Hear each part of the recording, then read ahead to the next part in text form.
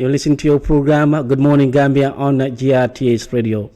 Today marks another important milestone in the Gambia's creative and innovation journey as the Yakute Accelerator graduates its second cohort and officially unveils Cohort 3. More than a graduation ceremony, this event offers a timely refresher on the engine powering creative talent, entrepreneurship, and economic opportunity. An engine that is turning ideas into viable businesses, nurturing youth innovation, and positioning the creative sector as a key driver of national development. As we celebrate the achievements of Cohort 2 and welcome a new wave of innovators, this panel on Good Morning Gambia will explore Yakute's impact, lessons learned, and the road ahead, while examining how accelerators like Yakute can deepen their contribution to jobs, investment, and sustainable growth in the Gambia. Now, joining us in the studio is Mr. David Jem, the Business Development Manager, and Madam Rahi Sambajalo, the Communication Specialist. Good morning, gentlemen and a lady, to the Good Morning Gambia program. Good morning. Good morning. Now, we start with the Communication Specialist, Madam Rahi Sambajalo, to tell us more about this tourism development project. Yes, the full name of the project is Tourism Diversification and Resilience in the Gambia Project, TDRGP. Mm-hmm. It is a national initiative implemented by the government of the Gambia through the Ministry of Tourism, Arts and Culture with funding support from the World Bank. Okay. Its goal is to make tourism more resilient, more inclusive, and more sustainable so that it benefits more Gambians and protects the country's natural resources and cultural assets. In simple terms, the project works to create new tourism opportunities beyond sun, sand, and sea, such as river, culture, and nature experiences. It also protects important sites and coastlines from climate impacts. Of course, we're talking about Kunta Kinte Island and the shoreline from Lebatu to Senegambia. Beyond that, also, it is improving skills and training in the tourism sector through support of the GTHI. We have a test kitchen expansion project, but we also have capacity building and training for GTTI staff, curriculum development, and so on and so forth. This Yakute Accelerator program is also another component where we support small businesses to grow and connect with bigger markets. And when we talk about bigger markets, I'm sure David will expand more. You're talking about lead farms, tourism lead farms like hotels, airlines, tour operators, so that we can link these people, the MSMEs, their businesses to these farms so that at least they can expand. Moreover, we also are using supporting data to guide tourism decision making and marketing. Previously, it was not guesswork, but it was done haphazardly. Now we have a structured data system which of course will help decision making about how many tourisms are in the Gambia, how long they stay, and so on and so forth. So as the name implies, the Tourism Diversification Project is here to diversify tourism so that everybody can benefit from across the country, but also to build resilience so that when shocks like COVID come, we still have other initiatives to bank on, that we don't only depend on hotels that are around this area, that we can use other forms of tourism to actually bring more tourists to the Gambia. Okay. Yeah. Does the project have a lifespan? Here we are talking about cohort 2, yes. And now the cohort 3 is coming, which we are very soon you will officially launch. Yes. Now, when the project start and when will it end? Does it have a lifespan? Yes, actually, it does. As the name implies, it's a project, so of course it has specific objectives, but it also has a lifespan. Okay. So the project is a 5-year project. It started in 2023. It will end in 2027, which is next year, June 2027. Okay. So this is the third cohort. We have 4 cohorts. We are launching the third cohort. The 4th cohort will be the last, and it will coincide with the end of the project. Okay. Now we move the mic to Mr. David J, the Business Development Manager of the program. Now take us to the Yakute. What is Yakute, and how are you enhancing this program for the benefits of our youths or those you are targeting? Thank you very much. good morning to everyone listening and watching. The Yokkute program is one of the components of the TDRGP. As the name implies, Yokkute stands for growth. So it's a project that is focusing on one of the most important components of our economy, that is SMEs. As we all know that SMEs are the engine of growth and development for any economy, especially the Gambia. So what the project does in that component, it supports businesses within the tourism sector. As you know, tourism is also one of the major employers, which employs about 200,000 Gambians and has created a lot of businesses in different areas. So what this component intends to do and is currently doing is taking these businesses within the tourism value chain, not only directly within the tourism value chain, but even around and across other sectors that are directly related to tourism, like agriculture, technology, trading, and many other aspects. And what it does, it builds their capacity, and it builds their capacity in different areas. In areas of business formalization, legal structure, marketing, food safety, quality, tourism product development, finance, and then in addition as well, the component provides access to finance, which is a major challenge for many businesses, because a lot of businesses are struggling because they can't access not only finance but affordable finance. So what the project does is it provides also an opportunity for these SMEs to gain access to a grant, which is about which is up to $50,000 US. So within the period of 6 months, as their capacity are built at the end of the 6 months, they also have access to gain finance, and this finance is directly structured to help their businesses address critical and key challenges that they are facing, to be able to provide the products and the services to the tourists or the lead farms. When I say lead farms here, these are bigger entities and corporations within the tourism value chain, like the hotels, the tour operators, the airlines. These people want to do business with Gambian businesses and smaller enterprises, but in most cases they have challenges of delivering in terms of quality or in terms of demand. So what this component does, it builds their capacity and helps them to be able to address the demand and issues that have been raised by the lead farm. So you realize that they're able to do businesses amongst themselves and increase their market and provide them with access to market. So this project also, what it does, it connects these businesses to these bigger corporations, so that in most cases, it builds trust for the bigger corporations, because a lot of them, are afraid or have issues of quality, for example, or timely delivery, or in terms of the demand, whether they can address the supply chain. So what the project does, it builds their capacity and supports them, hand-holding them to be able to address those challenges and supply the tourism lead farms within the period and after the project, within the phase of the cohort, the timeline of that 6 months, within and after. And we have seen a significant level of growth in these businesses, and they're able to supply the lead farms.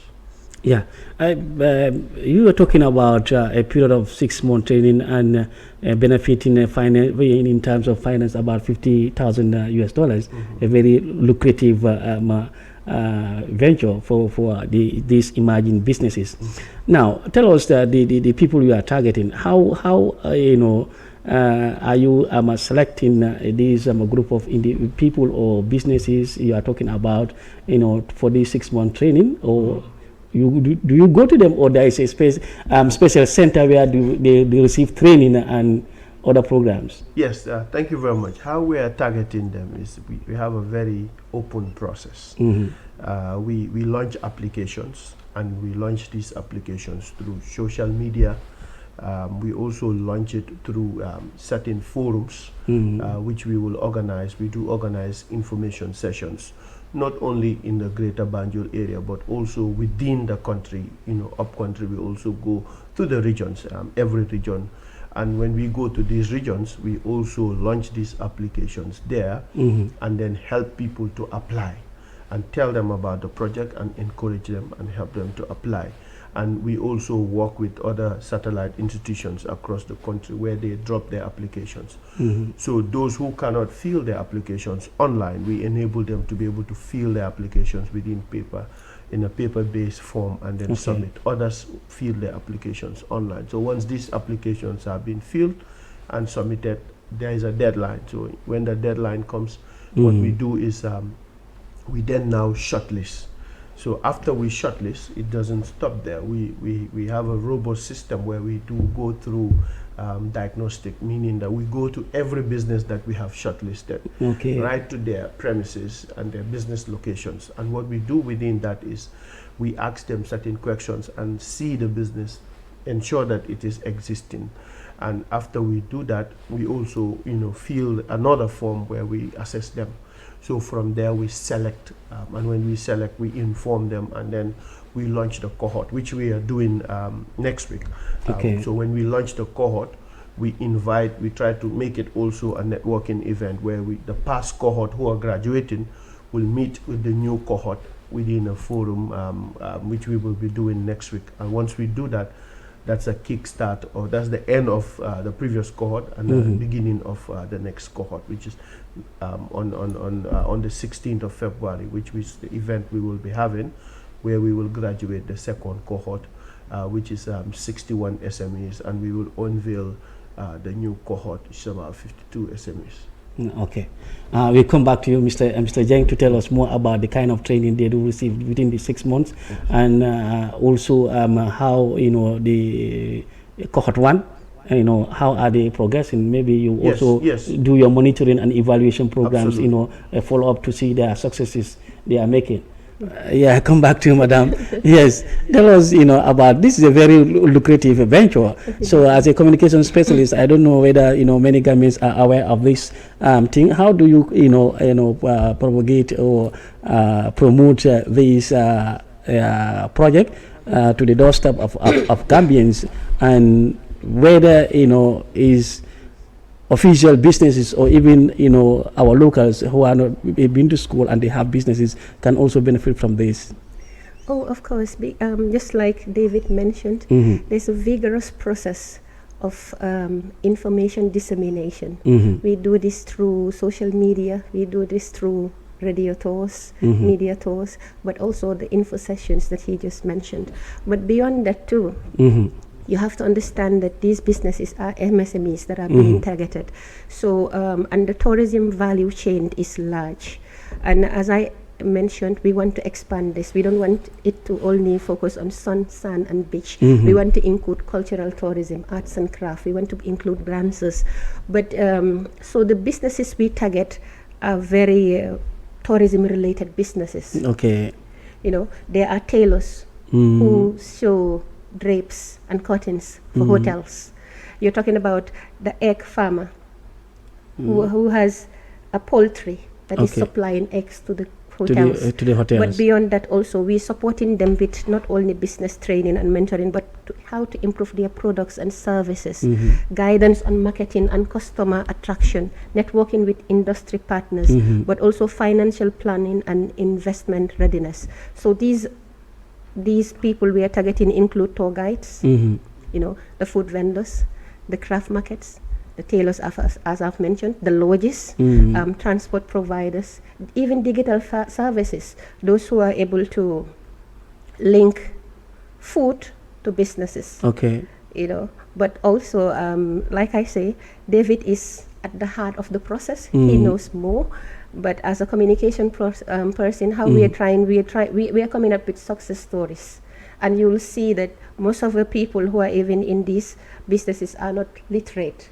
Exactly. And some of them have been ignored for a long time. But as David, the hand holding You don't need to be expert, but you need to have a robust business that is able to network and market and sell. And this is what the tourism diversification does. The component is subcontracted to a company that has done it in other countries like Sierra Leone. So we, the project, we are not actually running things.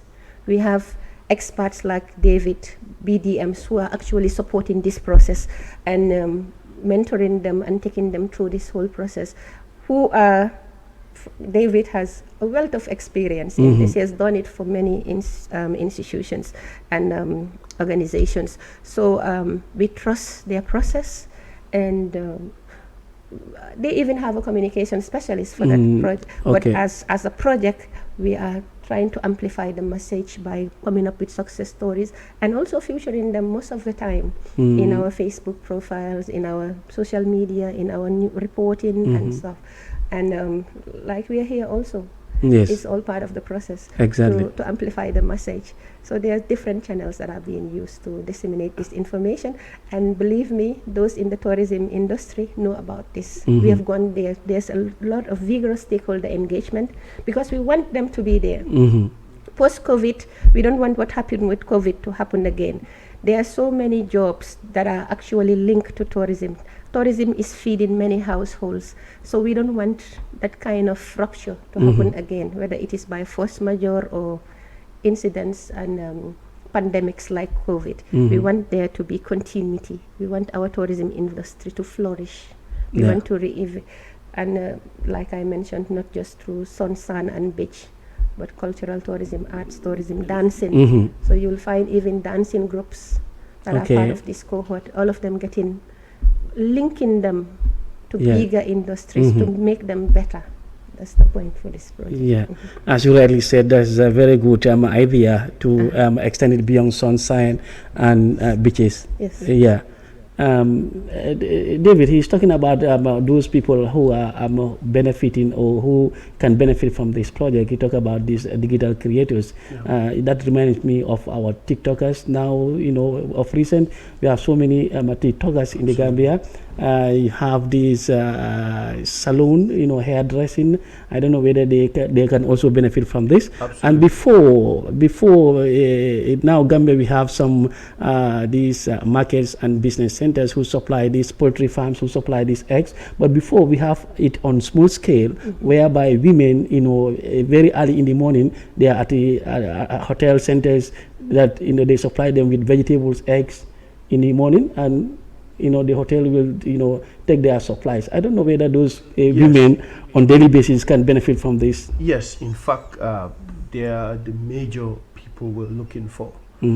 People at the heart of doing business in tourism. You've mentioned agriculture, which is key, because when tourists come, we want them to eat, fresh fruits and vegetables. So those people, not only supplying them, but even the people producing them are within the cohort. So we have people who have companies who are running farms, who are within, and then we also have organizations who are linking the farmers to the hotels, or who are supplying, the hotels through the farmers.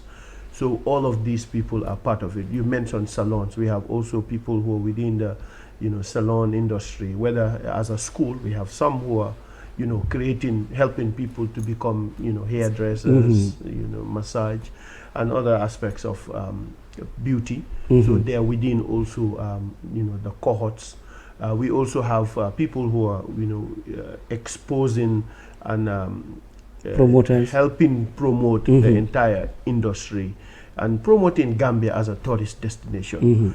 Whether digitally or physically, they're also part of the program. We have some of them who we are really supporting, and who are putting the message out there and helping people who are in the diaspora, people who are across the world, to know Gambia, as a tourism destination, that you can come and, it's very experiential, not only, sun and sea, but you're able to gain a lot of other experiences within the tourism sector in the Gambia, but not only focused on Greater Banjul, because the project's component is across the country. So we have SMEs who are part of the cohort who are all the way in Basse, in Janjangbure, Soma, North Bank. So all of these people are also providing services to tourism. So they're also part of it as well. And you could look at within the you've mentioned of M&E, and if you look at some of the successes that we have had, 54% of these SMEs, we've trained 116 for cohort 1 and cohort 2. And out of these 116, 54% have secured new contracts with the lead farms. These are the hotels, the airlines, the tour operators, and bigger corporations within the tourism value chain. And 30% have also expanded their businesses through existing partnerships that they have. And these partnerships could be amongst them, and these partnerships could be also within other enterprises that they work. And then 32.8% have established B2B relationships within them.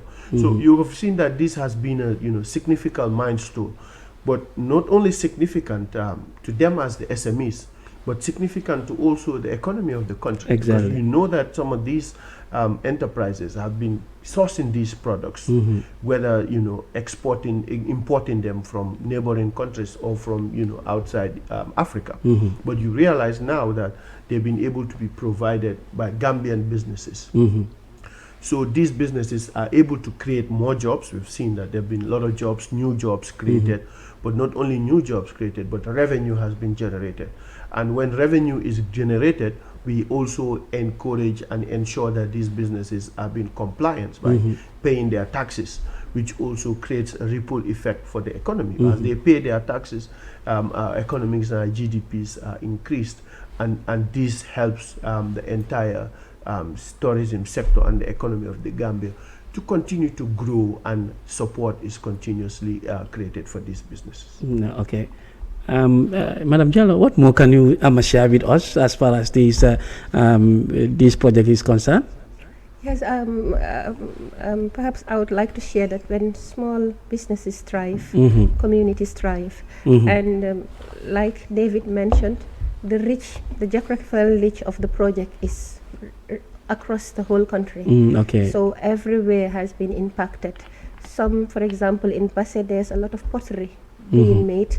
This is also a very good tourism asset. You mean this pottery? Pottery, yes. Pottery, okay. Yes. These jars and other, incense, bonnets and so on and so forth. All of that, yes. So we try to be inclusive.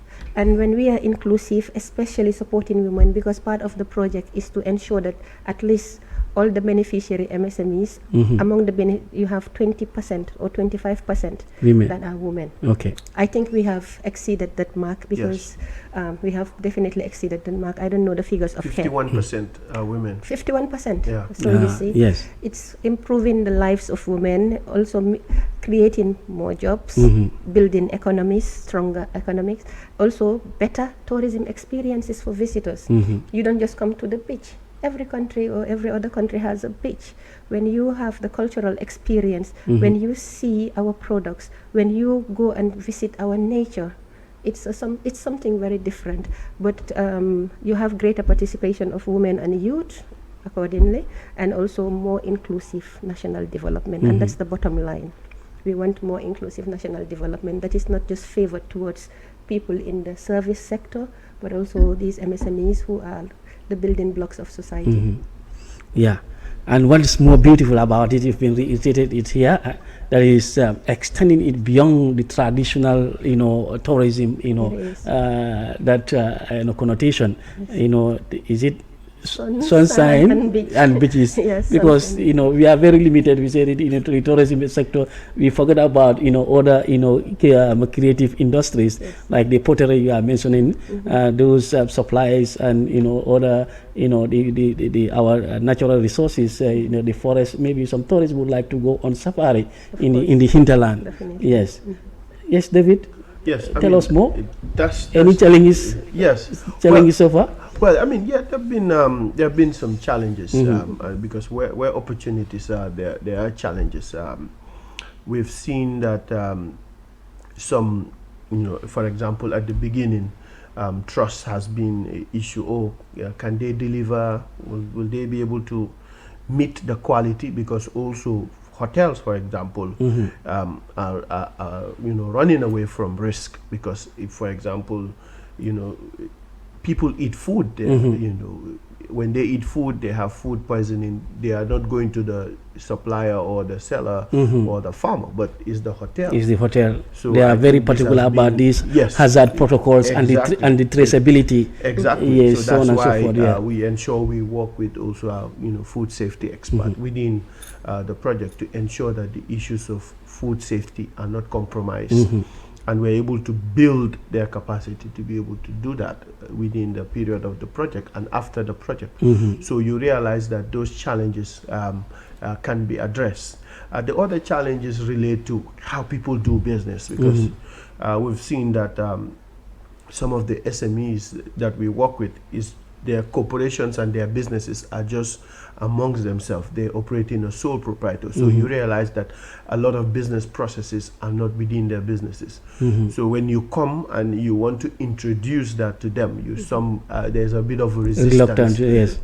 So that also has been a challenge. But we constantly work with them to change their mindset and help them understand that the business is beyond them, and they have to do and run their business as entrepreneurs and not as individuals. They create employment opportunities. Exactly. Yeah. So within that, we also help them to put in place a lot of business processes, from compliance to legal to food safety to financial management, because remember, we're also supporting them with access to finance. So and before you receive this funding, you're able to ensure that you are investment ready, meaning that you're not only ready to get our investment, but also other investments. So some can establish partnerships where they will get funded, or others can also go to the banks and other financial institutions and also gain access to finance. But what we build is, we ensure that they're investment ready to be able to receive that funding. So within that, we build their capacity to make sure that they're ready for that. And we've seen a lot of successes within the period of the project. Yeah, a very lucrative business and opportunity that you are giving to Gambians out there. 50,000 is no small money. Do you also do your monitoring and evaluation? Absolutely. I mean, in the implementation process, I'm saying up to 50,000, but some will not get that. Yes. So it's within the range. And this funding is not just money given to them. This funding is based on certain parameters. Okay. I'll give you, for example, you're a baker. Now you make bread, and in the bread that you make, you want to supply the hotels, but you don't have a delivery van, and this delivery van will help you to reach the hotel early in the morning, let's say 6 a.m. You don't have that. So what the project does is, we help you get that delivery van to ensure that you're able to get to the hotels at 6 a.m. and supply them without delay, but also without the quality being affected. Yeah, I meet the quality and safety standard. Yes. So what we try to do, we try to bridge a gap of a need, but not like the money is there and you use everything. In fact, that's a very supportive venture. Like, for example, if I a fish supplier, you need this thing, refrigerated container, which is very expensive, or a vehicle, Yes. and you need to deliver quality products on time. I think that's commendable. Yeah. Thank you. That's very commendable. Yeah. What more can you add before we wrap up this session? Yeah, and in addition to that, also, you realize that we work with them in the implementation process. We don't just give you the money. The money is also a matching grant. A matching grant meaning you have to bring a contribution of 30%. Okay. Now, this 30% changes the way you see the money and the way you see it. You see it as an investment because you have a stake in the show, meaning that 30%, if, for example, the vehicle breaks down or the equipment breaks down, it's not just the project's fund, but also your fund, because 30% of it becomes your investment. Exactly. So with this also, it helps them to be able to see it as their own, because 30% of it belongs to them. So in addition, we work with them to ensure that they buy the right equipments. So we bring experts who are going to help them to check whether, okay, if you're a bakery or if you're a farmer, is this the right irrigation tools that you need? If you're, for example, having a boat, plying across the River Gambia, sailing across the River Gambia, let's say you need energy. So when we are going to provide you, for example, solar, we work with a solar expert to ensure that you get the right solar, it is installed in the right way, safety is not an issue. So when that happens, you realize that you're able to have access to that as well. So you realize that it's a very inclusive process throughout, so that we ensure that they don't make the mistakes and they always have a shoulder to lean on at every phase of their business cycle within and after the project. Yeah. I understand that the mentorship is very comprehensive. Yes. Yeah. Now, quickly, can you just tell us about Cohort 3, which you are about to, is it officially launched? Yes. Cohort 3 will be launching on the 16th of February. Okay. And then we have also about 55 businesses within that cohort. And they're spread across the country, not only in Greater Banjul area. We have some from North Bank, Albreda, and we have also some from Janjangbure, Basse. So it's been spread across the country, so that also everyone has the opportunity to benefit from the cohort. And most likely, mainly, we have more women, because the project has been very much deliberately supporting women and youths within this sector.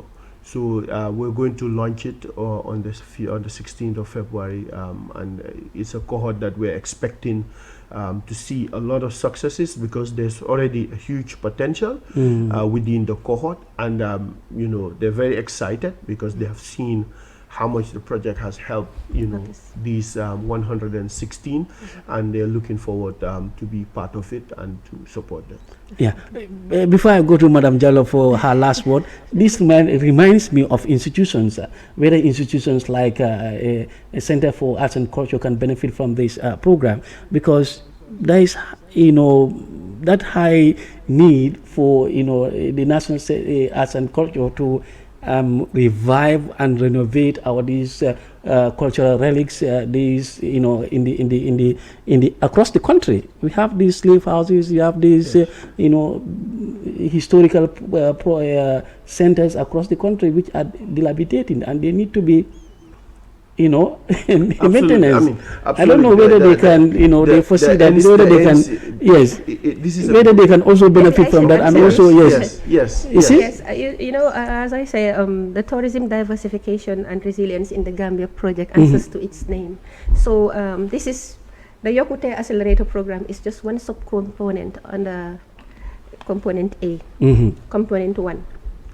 So you have like 4 components. One of them, we had an in-depth study, not only of, we had a jetty study where we had a study of all the jetties in the Gambia, because we are talking about linkages, we are talking about diversifying. We don't want people to come and stay. But please, when we say beyond sun, sand, and sea, we don't mean we are neglecting. That is the linchpin of our economy. If you remove Senegambia area from tourism in the Gambia, then you don't have any tourism. Exactly, yes. So one of the things we are doing is to protect those important sites and the coastline. Yes. But we can't, it's a project, the resources are limited. So you prioritize. Okay. One of the things we did with respect to those relics is we had an in-depth study done by a consultant, the demand and destination site assessment. We went through all the relics in the Gambia, all the important sites that can be visited by tourists. Yes. We had in-depth study on them, how to revitalize those places, the amount of money. So those are investment ready. These are things that we will sell to investors, development partners to support, because like I say, the resource is limited. We have gone to even mosques like the mosques in Gunjur. Those are all important sites. Sites in Banjul, not only Janjambure or Jufure or Wasu, all across the country. So that was also another. Bakau, I don't know, everywhere, the fish landing sites, all the relics. Believe that all the relics have been mapped. The most important have been Yeah, not only Maba, is it Maba Jaho's? Yes. I don't know. It has a site at Bakau K Point. Exactly. So Yeah. most of the sites, it has undergone an in-depth study by a consultant, and that is a demand and destination site assessment. And those are all in our websites, Okay. and they are investment ready. Like I say, it's a Ministry of Tourism project, so resource mobilization is also part of the GT board's role. So you have to know that the satellite institutions from the ministry are NCAC, so we work in hand in glove with them. We've supported them with equipment, training, and a lot of within the project's ambit. Okay. But you also have GTHI, the Gambia Tourism and Hospitality Institute, where we have even built a new text kitchen, because most of these now we are doing a lot in terms of improving the quality and access, but also the efficiency of the school, to the extent that we have been winning food competitions in our region. So what we want is to expand the school, to bring a high-tech school that other countries in the region can come to and learn. So the test kitchen is a modern, excellent new building that will be launched very soon. But also you're talking about not only skills and training in the tourism sector, you're talking about reaching out to everybody who can benefit, everybody who has a stake. The project is just all over, not only small businesses, not only dealing with Kunta Kinte Island, where we have a very good relation. As you know, we try to stop erosion because it's eating away, but the resources are finite, and they're geared, because it's a project, they're geared towards specific objectives and deliverables. And we can't do everything, but we have done a lot of studies, and we hope that this will, maybe in a subsequent project, some of these things like you're talking about will be the main focus of those studies, because these are expensive. Now, what is your last word for our listeners out there, those watching and listening to us, because some maybe this is their first time to hear about this project. What is your last word to them? The Tourism Diversification Project is here to improve lives and livelihoods, to attract investment, because we can't do all, but also to ensure that tourism continue to benefit communities across the country. Yeah, so, and Mr. J? Well, finally, what I want to say is tourism should not be seasonal. It should be all year round. And tourism, it's a business, and it's a business that can improve your life. It's a business that has potential to turn the economy of this country. We're looking forward to having everyone who wants to join us on the 16th at the Dawda Kairaba Conference Center at 10 in the morning to celebrate these Gambian businesses. Thank you. We thank you very much, Mr. David Jeng, the Business Development Manager, and Madam Rahisamba Jallo, Communication Specialist, for your time on Good Morning Gambia. Well, listeners, you listen to your program Good Morning Gambia on GRTS Radio.